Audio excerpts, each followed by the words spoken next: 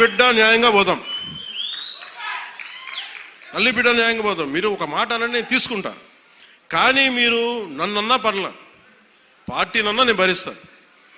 కానీ ప్రజల మధ్య వైషమ్యాలని కనుక మీరు చేస్తే దాని పర్యవసానాలు చాలా తీవ్రంగా ఉంటాయి, గుర్తుపెట్టుకోండి.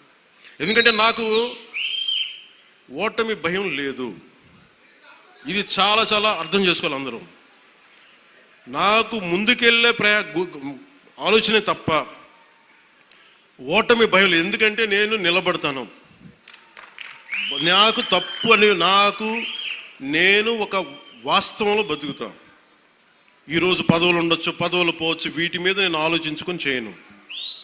ఈ రోజున ఇన్ని వేల కోట్లు, ఇందాక మనోహర్ గారు చెప్పినట్టుగా మీకు పెన్షన్స్ ఇచ్చినా కానీ దాదాపు 24 గంటల్లో ఒక 9,000 కోట్లు పైచిల్లుకు డబ్బులు పంచినా కానీ ఇదంతా కలెక్టివ్ అందరం కూర్చొని చేసింది.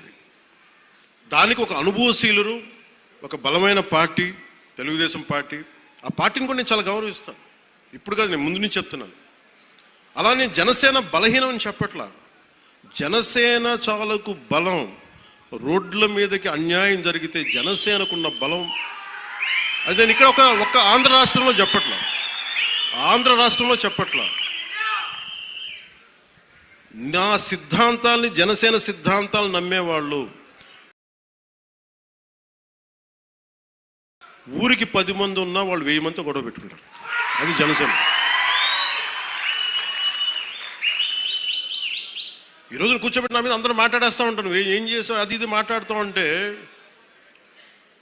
మరి 2019లో అన్ని కేసులు పెడుతున్నాం, వాళ్ళందరూ ఏమైపోయారు? అప్పుడు గొంతు పెగలేదు.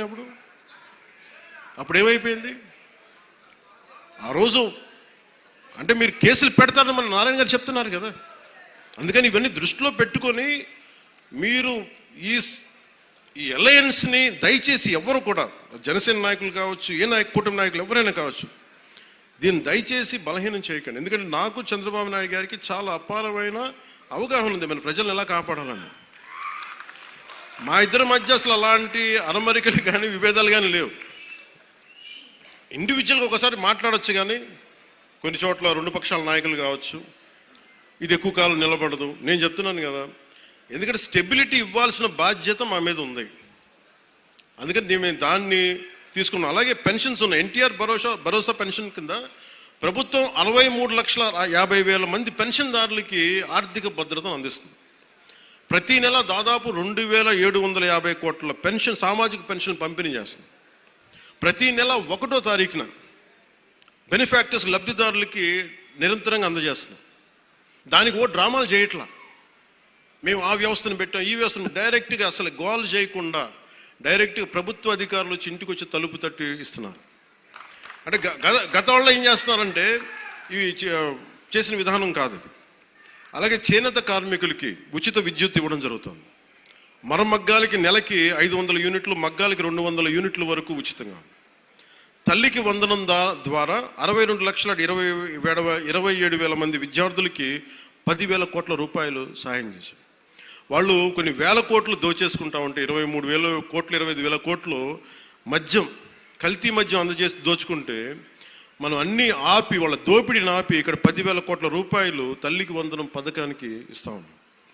అన్నా క్యాంటీన్లో కనీసం మన డొక్కా సీతంలాగా మనకు అన్నం పెట్టే క్యాంటీన్లు అవి కూడా తీసేశారు. తిరిగి అవి నారాయణ గారి ముందుండి, గౌరవ ముఖ్యమంత్రి గారు చెప్తే నారాయణ గారు ముందుండి ఆయన ఒక సిస్టమిక్గా being an mathematics professor with precision, mathematical precision ఉంటుంది. అలాగే ఆయన ఒకటి అనుకుంటే గోళ్ళు ఆయన చాలా బాగా చేస్తారు, కానీ ఆయన అనుకోవాలి బలంగా. సో అలాంటి ఆయన ఒక ఆదేశం ముఖ్యమంత్రి గారు ఇస్తే 204 అన్నా క్యాంటీన్లని చాలా సమర్థవంతంగా ఇప్పుడు దాకా 4 కోట్ల భోజనాలని అందించడం జరిగింది.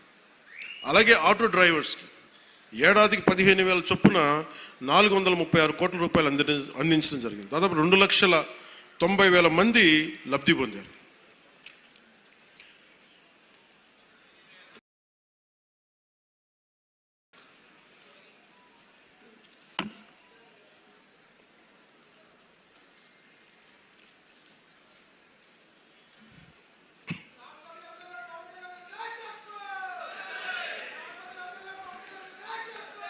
అలాగే ప్రత్యేకించి పిఠాపురానికి సంబంధించి